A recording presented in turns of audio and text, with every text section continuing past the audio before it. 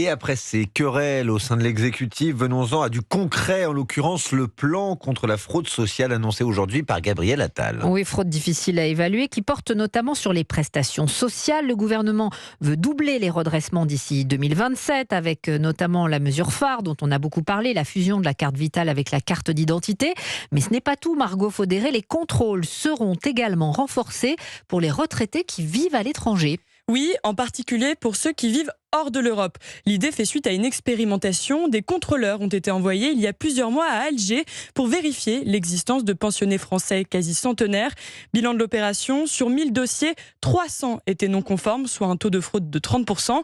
Gabriel Attal veut donc lancer un programme de contrôle sur l'ensemble des retraités de plus de 85 ans qui vivent en dehors des frontières européennes, soit près de 500 000 personnes.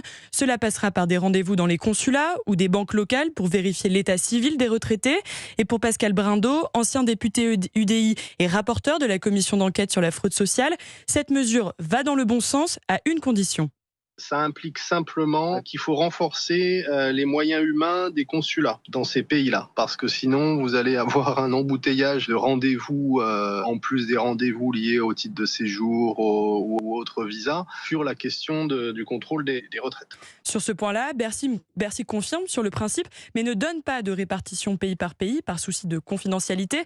Ce que l'on sait, c'est que du fait des relations historiques entre les deux pays, 60% de ces retraités français de plus de 85 ans hors Union européenne vivent en Algérie. Merci beaucoup Margot Faudéré du service économie. On en parlera également de ça tout à l'heure. Ces contrôles renforcés des retraités de plus de 85 ans hors de l'Union européenne avec vous et nos invités dès 19h20. Vous, chers auditeurs, qui nous appelez au standard d'Europe 1 01 80 20 39 21 01 80 20 39 21.